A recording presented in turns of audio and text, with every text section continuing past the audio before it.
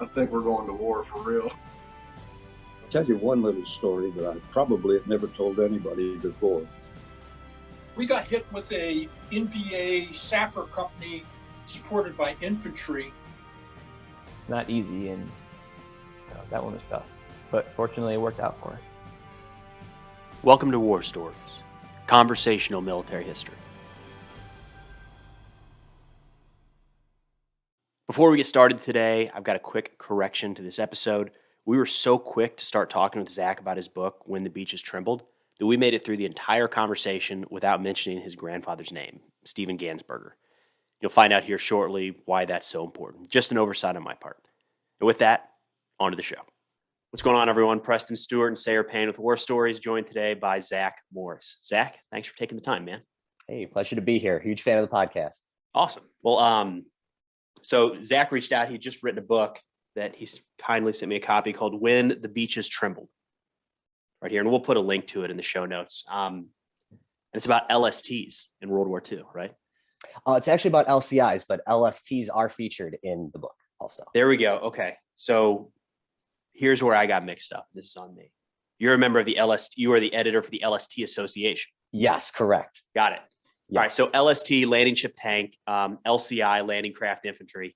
Correct. Two landing craft heavily used in the Second World War. So we'll get those acronyms out of the way early, but apologies, man. Oh, no worries at all. I had LCI in my mind. I knew that. Then I thought, I guess it's LCT. Well, I think it goes back to what we were just talking about right before we hit record. Whereas Zach, you were saying this is just an area that a lot of people, stories that a lot of us are just unaware, right? They are heroic stories. They're courageous stories. We're just super interesting and fascinating stories.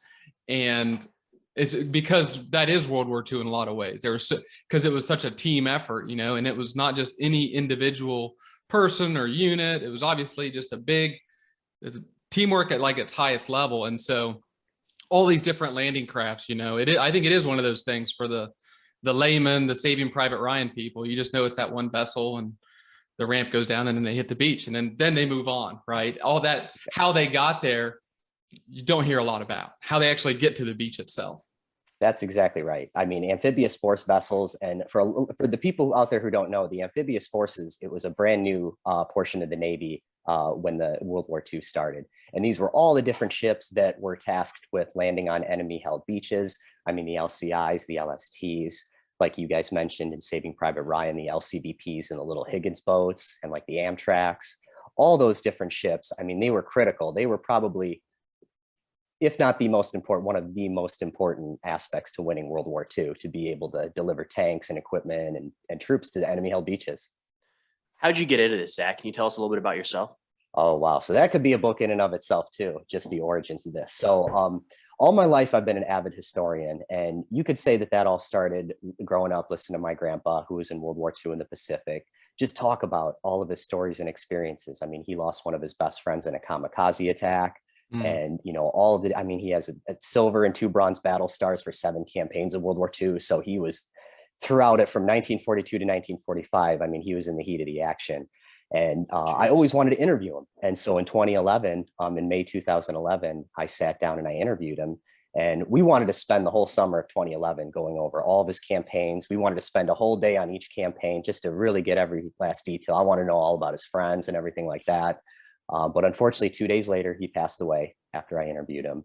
And so that's kind of where it all started. And just based off the information that he gave me, I went to the 2012 LCI LSM reunion, the joint reunion they had. And I was looking for my grandpa's shipmates, see if I could find anybody. And although I didn't find any of his shipmates at that reunion, I did learn a host of different things about like an LCI flotilla. And I met all sorts of guys that were in his flotilla group that were there. And they welcomed me with open arms. And they were like, what do you want to know? We'll tell you anything. And so long story short, I got involved with the association. I started editing their newsletter. And eventually John Cummer, the guy who was head of the association at the time, who fought on the LCI 502 at Normandy, he offered me the job of being the editor. And eventually I became the editor of the Scuttlebutt, also the LST magazine. And it's just been a wild ride ever since. And so it took 10 years of research and interviews of all these guys. And, it finally got published in February. So real proud of it. Dude, that's awesome.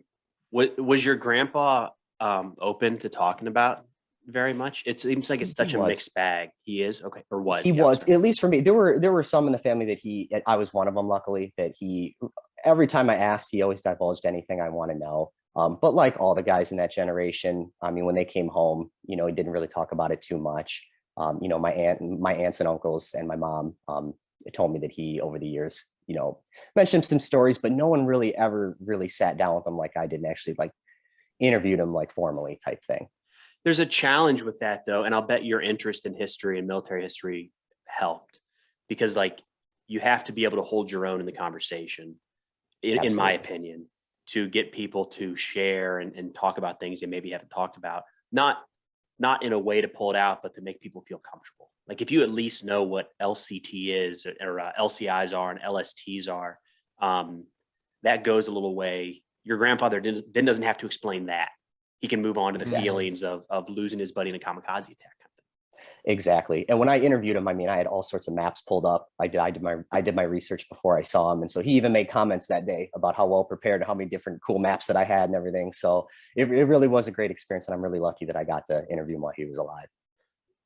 Yeah. Well, if you think about it, he was personally involved, right? But then he's come back. So a big part of his life was just that time, however long it was, and then come back and you just hear, I'm sure to him, a fraction of what actually happened, at least on his level, right? Yeah. You just get told, because the war is so many different moving pieces and parts. Most people just know those high level things, just the very basics of what actually happened. And so I'm sure for him, he probably gets used to that, just kind of telling that same story of just, yeah, Marines were in the Pacific or whatever. Just, I was over on these islands and we came back. But there's so much more of what he was doing in support of all that, at that sort of user level. Oh, yeah. Absolutely. Was he on an LST or LCI? So he was on 2 different LCIs throughout the war. So when he enlisted in August of 42, he went through boot camp and then he got assigned to the LCIL 329. And for those who aren't familiar with terminology, LCIs were very unique in that they had parentheses and little initials to categorize what type of LCI it was. So for example, he was on the LCIL 329, which was a large class landing craft infantry, which means that they had ramps on both sides of the ships. They crashed into the beaches and landed troops. But then later in the war, when the LCI started to get converted into gunboats and rocket ships, he transferred over to the LCIG 65, which was the LCI gunboat 65, who was, instead of landing troops, was responsible for covering Marines and soldiers as they landed on the beach. LCI started to evolve into a role where they would bring them to the beach in the front lines and basically provide covering fire for them so that they could land safely. I mean, they turned these LCIs into little gunboats. They used them as little bazookas. They armed them with mortars. So they were really heavily armed little ships that would go in with the first waves toward the latter part of the war. Were the gunboats solely dedicated to being a gunboat, or did they also carry troops? It depends on the type of LCI, but my grandpa's LCI, once they were converted, that was it. They didn't land troops anymore. They were strictly bombardment help, covering fire, things like that. Sure.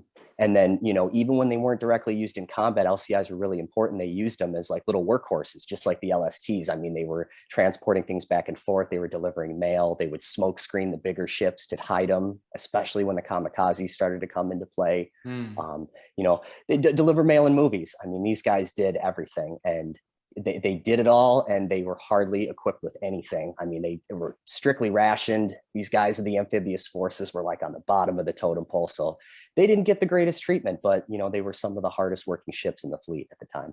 So these LCIs, they're needed for the actual, like, to do their job is when troops come ashore. But unlike the LCVPs or Higgins boats is really what everybody knows them by, the Saving Private Ryan scene, for folks that don't know, that's a small craft, 40, 45 people. Those aren't out there in the ocean by themselves. They're carried to a location, lowered into the water. But the LCI is big enough that it's with all of the other ships, with the carriers, with the destroyers, with the cruisers. So they have to find something to do with it. Otherwise, it's just wasting gas moving around. I mean, could they tow them, or would they? Well, the thing about LCIs is they did lend towing help, but they broke down all the time themselves. So they would require the LSTs of the bigger ships to tow them, because those little engines that they were equipped with. That is a whole funny story in and of itself, like how LCIs emerged, because they were the smallest ocean-going ship that was allowed to cross the entire ocean on their own power. Like LCMs, the Higgins boats, like you mentioned, they were lowered into the water. They were carried by the bigger ships. But these LCIs, original plans is they were so small, they were going to bring them in parts over to the theater of war and assemble them there. But because of, the exigencies of wartime and the need to have them over there, they sent them over there all on their own. And these things had flat bottoms. They were never meant to cross the ocean, but I mean, they did it all on their own anyway. And they're hanging with, like I guess you're saying the big dogs. This is interesting. I didn't know any of this. And so they have their own little ship captain, you're saying. Like, exactly. So what rank is that? Usually they were lieutenant junior grades for the individual ships. And then as far as like who was in charge on the LCI of the entire flotilla group or the entire flotilla, it was usually a lieutenant commander or a commander. Lieutenant would be an 03 in the Navy, right? Yes, I believe so. Yeah. It's a little bit different. Like they have Lieutenant JG, which is like a junior grade lieutenant, and then a full lieutenant. And then they do lieutenant commander, and so on up to captain. That has to be a completely different Navy experience because of the autonomy, I would think, and the independence of these little crews as compared to being like, to me, it sounds like a platoon outpost out on the front, even, because you have this, you're away from the flagpole in a sense, even though you're right by it and they can still see what you're doing and nag you all the time, you still have a little distance from it versus the Navy big ship, which is like, they're massive. You're always bumping into brass, I'm sure. Here, it had to have felt like Wild West a little bit. Oh yeah. And I mean, you said it kind of like a platoon size, like they really only had crews of like 24 to 60 sailors, depending on the LCI, and then maybe 3 or 4 officers. And that was it. And they were all on their own. And usually they had to travel with the bigger ships because, with how small they were, they'd run out of fuel all the time. They'd run out of fresh water all the time. The distilling equipment only worked so often. It broke down all the time, just like their engines. So, they were kind of fending for themselves out there. Were they ever targeted deliberately outside of the landing force? Like when LCIs are coming ashore at Okinawa, I'm sure everybody's focused on these great big troop carriers. But when they're in the middle of a flotilla, they don't have the anti-aircraft or anti-ship capabilities that some of the other ships do. Where they just, is there any way to point to that to say they were targeted, or were the Japanese, in the Pacific at least, far too focused on the carriers and battleships? Well, I mean, you definitely nailed it. The Japanese, especially the kamikazes, when the Japanese started using them, they targeted the large ships, but there were plenty of times where LCIs, LSTs were getting targeted and hit. And, I know I mentioned it earlier, my grandpa lost one of his best friends in a kamikaze attack, during the Lady Gulf campaign. On October 24th of 1944, they got hit by a kamikaze, and it wasn't the first time they got targeted. And, I interviewed a bunch of guys from the LCI 70. They got hit by a kamikaze in Luzon, and that's also mentioned in the book. So yeah, they did get targeted quite a bit. I mean, if the Japanese kamikazes saw them and they were the unlucky ones that the Japanese picked out that day, they went right for them. Did you, when you were going through these interviews in the book, is there a specific LCI, or maybe it's an individual, where they're making repeated runs? Like their story is the story in the Pacific where they're landing at multiple islands, taking troops ashore? Oh yeah. I mean, it was in both theaters also. Yeah. I mean, you look at the LCIs at Normandy. I mean, once they landed, they had to cross the channel, go back, pick up more from England, back and forth. And I mean, some of these LCIs and LSTs, they made like 30 trips back and forth to keep landing troops. And, a lot of times they got targeted every single time that they came back to the beach. I mean, the Italian campaign in Anzio and Salerno, the LCIs, got punished pretty badly. And, the LCI 32 sank at Anzio. And they got targeted quite a bit, even though they weren't, one of the larger ships. Is it about a company strength on a LCI? Is that about 100 soldiers? Is that? Yeah, well, they could carry up to about 200. So they could carry about close to a company and their equipment. So, but as far as the actual crews, the Navy crews of the ship, it was, depending on the LCI, it was like 24 to 60 guys. Gotcha. Interesting. No, it's in what I find fascinating is it does sound to me like airborne operations in the sense that was new from World War II, and it's by air. you're talking about amphibious, it's by sea. It's a sort of new technology, I guess, to invade a landmass. And we know about D-Day. We do know that D-Day was an amphibious assault. We do know that, and that they did it in the Pacific as well with the Marines. But I don't know, maybe this is my perspective. It just feels like it's all about paratroopers and airborne, though, in that sort of mode of delivery. Exactly. The airborne guys, the bomber boys, they got all the glory. And it was funny too that you mentioned it, because at the start of World War II, the Amphibious Forces, that was looked at as like the garbage heap of the Navy, because nobody wanted to serve in the Amphibious Forces, because at the time, you got to remember, for the Navy, it could end an officer's career if if your ship crashes on board land. Like if you broach your ship, or you crash onto the beach, that could end your career. That's a serious offense. So when they started developing all these ships whose sole job was to crash onto the beach and hit land, nobody wanted to be part of it. And it's like, if you were in the Amphibious Forces at the time, you were looked at as like second rate. You were on the bottom of the totem pole. They really did get relegated. These officers passed over for promotions would end up in the AF. Is that like a Navy culture thing, to where like true naval officers are out there fighting at sea, and this is like a bastard child type thing? Basically, yeah, you could. That's a great way to put it. Anybody who was relegated in any way usually ended up in the Amphibious Forces. And it was funny. One of the LCI captains would joke that openly during the beginning of the war, especially in 42, they would refer to themselves as "we peons." Like that's what their reputation was. They knew their place, and it was basically on the bottom of the totem pole.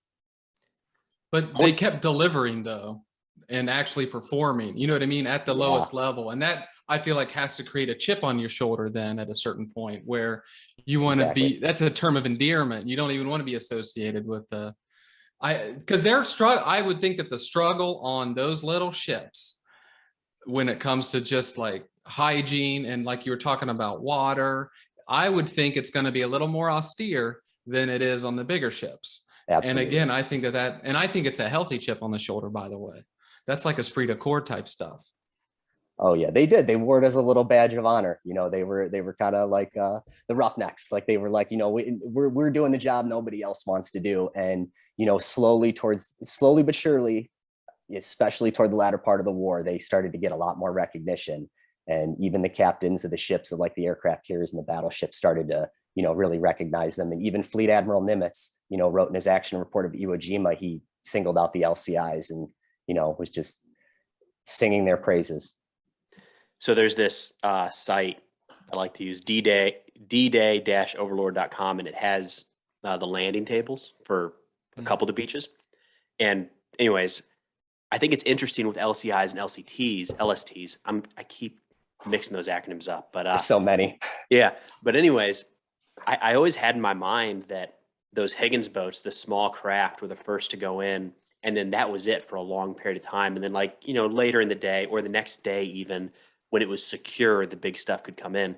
But the Omaha Beach landing table, at least, has the first LCI coming in at H plus 90 minutes. That's about 8 o'clock in the morning on June 6th. LCI, one of these big dudes, not the little assault craft. Omaha Beach was not secure at 8 a.m. on June 6th. It was heavily under fire. So these guys were right in the thick of it. This wasn't a matter of, these weren't massive resupply ships that came to Normandy after the harbors were created or something. These were combat ships. Oh, absolutely. And you are right, for the most part, especially in the beginning of the war, is they really did have LCIs kind of wait. It is the smaller LCVPs that would hit the beach. But, slowly as the war went on, they realized we can't have periods of time where there's like a lull in the bombardment. Like we need to be able to bring ships all the way up into the point where the Marines and the soldiers land.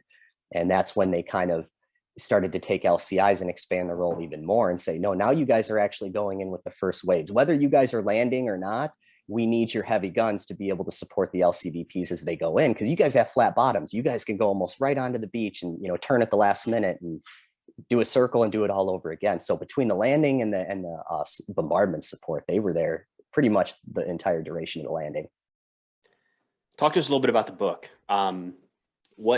Why a book? Why not any other medium? And what was kind of the genesis for getting into it? I mean, you explained your interest in the topic, but how did it go from that to writing a pretty sizable book here, man? Yeah, it didn't really start, it's funny, it didn't really start as a book. I just wanted to interview my grandpa and get the story. But as I learned more, I realized this really is something that should be told, especially because the more LCI guys I talk to, the more I realized there really isn't a whole lot of books that have been written about this type of subject matter. And, by the time I got done, it really is like an ode to the greatest generation and everything those guys did. Couldn't have won the war without them, and didn't really get any recognition throughout the entire war. And these are some of the best guys that I've ever talked to in my life. And these are stories that deserve to be told, and these are guys that deserve to be remembered. And that's one of the main motivating factors behind why I wrote it. But it really is an accumulation of 10 years of research. I mean, the National Archives documents between muster rolls and, after action reports, deck logs, things like that. But then there was a host of books that I read that I also cited that are relevant to this story. So basically the book is my grandpa's story throughout World War II. He starts off in the South Pacific. He was under Halsey's command in the 3rd Fleet to start out with, as MacArthur was in the Southwest Theater in New Guinea, pushing up toward Rabaul. And so it basically follows my grandpa's story, LCI Flotilla 5, which is what he was assigned to, which eventually became Flotilla 15 later on. But it takes you through his story in the South Pacific, but it's also filled with stories from other guys that I interviewed and that I was able to pull from documents from like the newsletter that I was the editor for, the Elsie Item. There was a period of like 2 years where just every day I was getting mail from these guys because there were still quite a few that were alive. It's just really a product of 10 years of research, but the main body of the book is my grandpa's story. Well, that's super cool. If it was only that, it'd be worth it. How much did you pick up on? I mean, you're throwing out Halsey, MacArthur, Nimitz, and like we look at that now, the movement across the Pacific. But the soldiers and sailors, like your grandfather, was that things he learned after the fact, or was he like aware of whose command he was under at the time? Does that make sense? It does make sense. He knew that he was under Halsey, and eventually he moved under MacArthur. He wasn't really the biggest fan of MacArthur, but and that's in there too. But I actually asked him about that, like terms like Operation Cartwheel. Like, did they know that their end goal was Rabaul? Like, did they know, what, for the most part, what their end game was? And really, no, they kept him in the dark. I mean, these guys, these swabbies, they didn't tell him anything. I mean, they have to, basically get rumors from the radio, man. And, basically they're listening to Tokyo Rose all day, and, they're basically going off rumors and stuff like that. So really, no, they were kind of kept in the dark.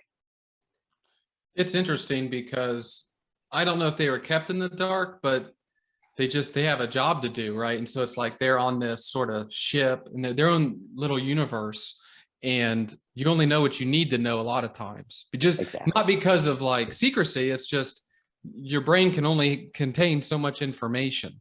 And it's funny because like I'll have conversations with one of my guys who is like a PFC, kind of low on the totem pole, just a rifleman, he's a driver, pulling security at the sort of front line there on the perimeter.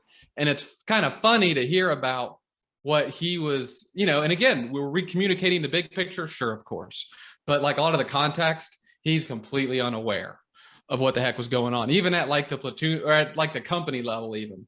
So to think he would, he learned all the stuff years after coming back, and just reading a part of it, because at that level, like we've already talked about, they're sort of austere. They need to get water. And like, what was your dad's or your grandpa's particular job or MOS on these crafts? Okay, so each man had a special job on these little LCIs. My grandpa's job was a quartermaster. So he was in charge of the navigating, the steering, setting up the charts, setting the chronometer every noon, every day.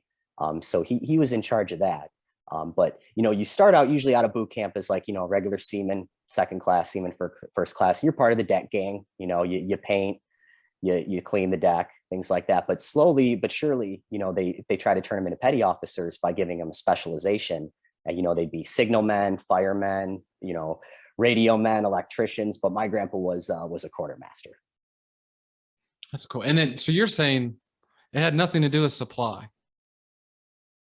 What When do you you say mean? quartermaster, well, it's just like when you say quartermaster, like that's an army term. That's like an Oh, army yeah. job and everything. And then it's just I'm ignorant of the Navy, naval usages of the job. And he did, yeah. He would go ashore, get supplies, things like that. There's also a really funny story. They would go ashore and they stole beer one time and got caught. So and it was really hard to hide stolen material on ships that small. You could stash it in the bosun's locker, but all it takes is an officer to come along and find it, and you're in big trouble. So. Interesting. Well, it would be jack of all trades, I would imagine, in a setting like that, with few people, a lot of different things going wrong that you probably don't even have a person for, but you got to figure it out. Exactly. And they started to learn that too. They started to evolve and catch on that, if let's say somebody dies, your radio man dies, you got to be able to cross train so that somebody else can pick up and do that job in the heat of battle if they need to. So, that was also really important. Was there a specific battle or campaign that stood out to your grandfather? Whether it's the most important one to us today, as we look back, anything that just was kind of stuck in his mind? Yeah, the two that he really spent a lot of time on were his first one, the Battle of Rendova, when they got into the New Georgia Islands, because that was their first action of the war. And then the Philippines campaign really stood out to him because, as I mentioned, that's when he lost one of his best friends. And, that's when they first started, the Japanese, they first started to use the kamikazes against the Allies. And, that was brand new. They had been fighting a fierce enemy for years. And then all of a sudden they're purposely committing suicide. And, it was a lot to wrap your head around. So he really focused a lot on those two. That's an interesting piece that we brush over now, 80 years after the fact. You say Japan, World War II, kamikaze attacks. It's a thing, but it wasn't a thing. It wasn't a deliberate thing for the entire war. And it'd be hard. It would be hard. You said it, to get your head around the fact that that plane's not trying to drop a bomb and pull up. They're trying to crash into you. Exactly. And I don't know how quickly the information flows and how many times that has to happen for people to say that wasn't an accident. This is a new tactic. And then to spread that amongst the fleet, it'd be terrifying.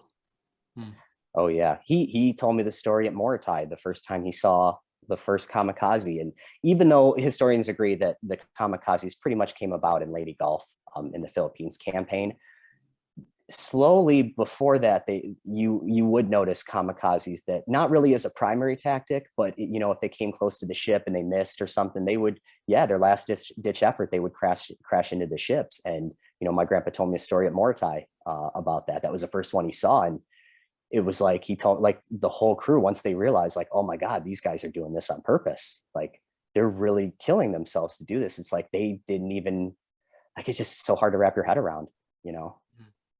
Did he share many thoughts about the Japanese people at the time, or if those have, I say Japanese people, but really the folks he was fighting against, did his opinion of them change?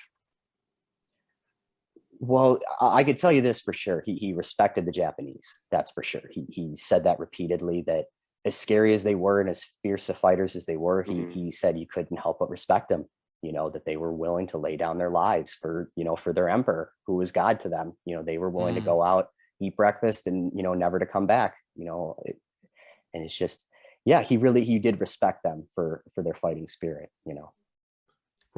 Was he aware of what was going on, like POW type stuff, and what happened to like captured, downed, like the pilots and things and stuff was going on with just what we later found out? Were they aware of a lot of the mishandling and the way prisoners of war were treated and everything, Americans, in Japanese hands? Well, I know after the war, certainly. I'm not sure exactly during the war how much they knew, but he did talk a lot about the Bataan Death March and what they did to the guys in Bataan. And, that was something that even decades later, he never got over, that they would do things like that to our Marines on the Philippines. But as far as, in the actual war, I'm not sure how much they knew at the time of that. I feel like we go down a rabbit hole just asking you questions about your grandfather. That wasn't the idea. And that's in the book. Read the book. Find it out for yourselves. Can you tell us a little bit about the LST Association that you work with? Absolutely. So the LSTs, for those who don't know, landing ship tank, that was another ship in the Amphibious Forces. And that was among the most important because that was the biggest one that could actually crash onto the beach. And they would carry tanks and, sometimes planes. I mean, these guys were super important. So the LST Association is Navy and Coast Guard veterans that served aboard LSTs, not only in World War II, but also in Korea and Vietnam, and sometimes into the Gulf War, because the Newport classes were still being used, in 80s and 90s. All right. So yeah, but yeah, it's an association. Great guys, great to talk to. But so basically, I interview guys that served on LSTs, and I'll publish their stories in the magazine newsletter called the LST Scuttlebutt that I'm the editor for. So, real rewarding job. Great to talk to these guys. I love the work that I do for them. And you've still got, I imagine, quite a few, or maybe not quite a few, but you've still got World War II veterans that are a part of that, I would imagine, right? Yeah, I mean, we're definitely losing them at a pretty quick rate, but yeah, there are a number of guys that are still around. Do you know about the LST at Fort Knox? The LST building? I don't know about the Fort Knox. I do know about the one in Evansville, Indiana, the 325. There is a building, and this is when I feel like a fact checker would benefit us right now.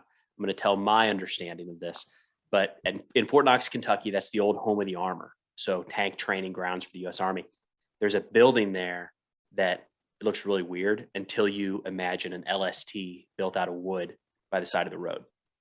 It is the frame of an LST. And my understanding is during the war, early stages of the war, maybe just before it, they built a mock-up there to figure out how to get the ventilation correct for the tanks while they were aboard, before they actually put the whole thing into production. Oh, wow. So because there were tanks at Fort Knox, the issue being, so when an LST comes ashore, that's not the time to start your engines. The tank's got to go, right? As soon as the doors open. But with 15, 20, 30 tanks, however many you can hold, with all those diesel engines going off in the bay, it's going to kill everybody if they're in there for an hour or 2 hours or whatever. Wow. So they had to figure out how to get this ventilation just right to pull all of that out so the crews didn't suffocate before they landed. My understanding is that was the purpose of the building of Fort Knox. You can't get in there now. There's all sorts of like warning asbestos signs plastering the thing, but yeah, looks exactly like an LST. Oh, wow. No, I didn't know that. That's interesting. But yeah, you bring up a good point with the LSTs, like in the tank deck, like all the vehicles were on ready to go in that ram drop. So it's like they needed like these little special stove pipes, these exhaust pipes that would go up to take out all the emissions from the tank deck. Because like you said, I mean, carbon monoxide poison, that's gonna kill everybody on deck if you don't find a way to aerate that, It's I was gonna say, it's just crazy to think of all the problem solvings that this technology to them had to have been nuts, because diesel engines weren't even that old, at that time, at the end of the day, nor were tanks. And now here they were, like, just as brand new, never been seen, like weapon of war craziness that they didn't have in World War I, running off this engine that is burning gas or diesel fuel, which is only a couple generations known to man, really. And all of these problems, and it's the airplanes and the paratroopers and the amphibious stuff. It's just putting it in context with all that stuff all happening, coming out of a depression. It's just amazing to think about how they were able to respond and react to the times. Oh, absolutely. And if you want to talk about rabbit holes, I mean, even the guy that designed, because I go into it in my book too, John C. Niedermeyer, the guy who designed all these amphibious craft, for the most part, it was one guy who designed the LST, the LCI, the LCMs. Really? I mean, yeah, and a staggering number of ships, something like 8,000 ships that were built from designs that came from John Niedermeyer. I mean, this guy should be taught in every classroom in America just how brilliant he was. Never heard his name. Feel like I probably should have. Isn't that wild? Yeah, Right. Like nobody's heard of this guy, but he was brilliant, and he wasn't even in the military. He was a civilian, so he worked with the Bureau of Ships with the Navy. And at the very beginning, he's the one. I mean, the British, they really did start the amphibious war with Nazi Germany after Dunkirk, but they really needed some help because they were not that great at developing these new ships. So they would send requests to America, and it was John Niedermeyer who would get these requests. And I mean, he's drawn designs of the LST on napkins and paper and things like that. So it's like, I mean, he's just an incredible guy. That's another rabbit hole we could go down, just this guy alone. I've got all these random questions about LCIs, and they're just coming to mind. We'll see. This is not going to flow very well, but when, if we look at the Pacific, Europe's a little easier because there are pretty clear jumping off points. They load up in England, move to Normandy. it's a pretty quick trip, all things considered. But some of these landings in the Pacific were a long ways away from staging areas. Were troops riding on the LCIs for long durations, like days or weeks? Yes. Or really? Yeah. And I figured the answer was no, and you're going to explain where they came from. Okay. Oh man, some of the most entertaining stories that I got from my grandpa were the seasickness stories from the guys, the Marines and the soldiers that they had to carry, because you guys had Henry Sledge on last week, and you guys were talking about how even just from the LST to the beach, some of these flat bottom craft would make these Marines seasick. Now imagine having to cross long parts of the ocean to get to the battlefield on these LCIs. It's like by the end of it, these guys were throwing up blood. I mean, these guys were getting really, really seasick. And you know, the original LCI, the British design, didn't have troops quarters, so they had to design it. They had to have bunks for these guys to sleep when they were carrying to the battlefield, like the Philippines. You know, some of these LCIs had these Marines and these Army guys on there for like a week to 10 days. That would be miserable to be those guys. Oh, yeah. I did not know they had troop compartments to sleep in. I just figured every square inch was equipment and men. Oh yeah. And these bunks, I mean, they were just inches from each other. So they were like hammock on top of hammock. So it's like you put your knees up, you're kneeing the guy above you. You sit up, you're hitting your head on the guy's back above you. So I mean, it's just, and the crew slept just like the Army and the Marines did in their troop quarters. So it's like, it was just really cramped, and it was right next to the engine room. So it was super loud, and it was like, it smelled all the time. They always smelled diesel oil. It was hot. Like, oh yeah. So it was a miserable experience on these things. It always keeps coming up though. Everyone in these, we probably mentioned it with Henry too, but then our buddy who was in the invasion in Iraq. It's just, you get all these people crammed in there, and they're just salty and pissed off to where they want to get off. But the guess where they're getting off to? It's a bad spot though, but it's like they're eager to do it because it's like anything's better than whatever those living conditions are prior to an invasion. They're horrible. Oh yeah. And they were probably freaked out. I mean, Preston was saying it earlier. I mean, especially in Normandy, these big ships are pulling up to beaches that are not secure. So they're dying just to get off the easy target, you know? Exactly. It's wild. But it just seems, it's a motif we keep hearing, it seems like. Yeah. That the ship in Indiana is an LST. Is that correct? Correct. Yeah, the 325. They actually have it set up as a museum, and they still take it down the river every year, every summer. They'll wow. It still works. That's a whole other story too. They brought it back from Europe. These ragtag crew of like 70-year-old LST veterans way back like 20 years ago. They brought it back all the way back across the Atlantic, went up rivers of the US until it finally got to Evansville, Indiana. So yeah, it still works. The veterans did? Yeah, the veterans did. Yeah, there was Robert Jorlin, I believe, one of the guys, the LST group, he wrote a book called Bringing Back a Hero. And it was the story of bringing back the LST 325, because the 325 was in Normandy. And I think it got sold off to Greece after the war, and they had it. And so it just stayed in Europe. It just stayed in Europe until they brought it back. Yeah. And now it's a museum. Are there any LCIs available today to go see? There are. So the LCI 713 in Portland, Oregon, it kind of works similar. It's a museum setup that you can tour. And then I believe in Humboldt Bay, California, there's the LCI 1091. I feel like I toured one in Alabama at one point. That was like on a tour. It was going around to a couple different places, but it would have been 15, 20 years ago, maybe. I tried looking it up and couldn't find anything about it, but we got to walk into it would have been an LST, because we walked into the hull, big open hull. They'd done some sort of restoration on, but it's massive. Oh yeah. Yeah, I've been unfamiliar with them. You know, this whole, yeah, it's been interesting. And you really got me thinking for sure about the amphibious assault being a new sort of thing for World War, and a concoction to deal with the war, just like paratroopers, paratroopers. You know? Oh yeah. So Zach, after you put 10 years plus of research into a book and the book comes out, how do you shift focus then? Are you like exhausted about talking about this stuff, or are you now like a level of obsessed about it because you put so much energy into it? It's a little bit of all that, but I mean, the level of obsessed now, I love talking about it. I mean, that's another thing. Thanks for letting me do today what my favorite thing in the whole world is to do, to talk about World War II history. So anybody that'll listen, I love talking about these little ships. So, but funny enough, my focus now is I really want to try to turn the book into a screenplay, like whether it's a film or whether it's, you know, a TV show, like A Band of Brothers of the Pacific. I mean, these are stories that deserve to be told, but there's hardly anything out there as far as cinema that tells their story. And they were so important and they went through so much. And a lot of these stories are absolutely hysterical what they had to go through just because of how strictly ration they were. Yeah. So Human that's stories. that's such a challenge, though. I mean, they came out with the people, right? They came out with all these different movies and shows, and you've got Band of Brothers, awesome. Pacific is great. There's this new Masters of the Air coming out, and it's about the 8th Air Force, I believe. Yep. Great. That's going to be incredible. There's how many hundreds of examples like that? Like, yes, the crews on LCIs could be an entire series. Oh, yeah. Yes, probably tankers in Europe could be an entire series. The submarine force in the Pacific could be an entire series. Like, it's an unlimited number of options here, and they're all good. I don't know. That's tough.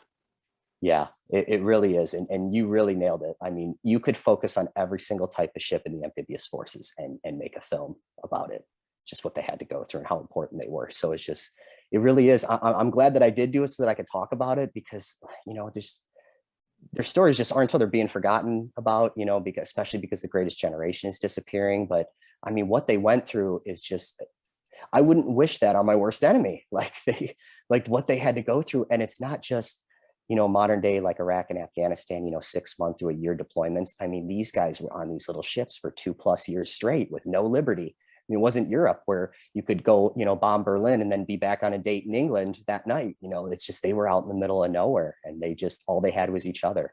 So. And all the moms and, families sent all the sons. It wasn't just like one kid. I mean, it was everybody that went. And I think it's just always important to remember that they did have it worse so that we have it better. And we don't want to, I do think there's a lot of nostalgia, obviously, of good old days type thing. And it's like, I don't consider that good old days, like growing up in a depression for your whole, first upbringing, you're all through the good old, the good times as a kid, the innocence of childhood you don't really have necessarily. And then going right into the World War as a young adult is like without any end state. And it's not even on our country. It's not even, well, I guess, he enlisted after Pearl Harbor. So that was interesting too, to think. You said he enlisted in 42. So that was after we were attacked.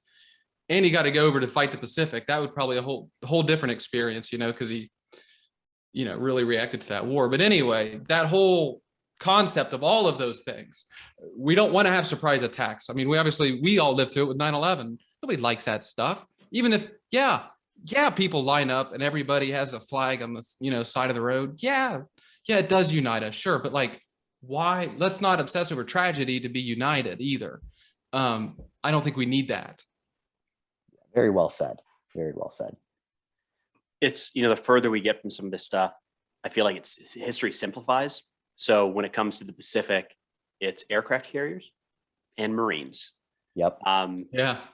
And there were a lot more. I know this always ruffles feathers, but there were like 4 to 5 times the number of U.S. Army soldiers than Marines in the Pacific.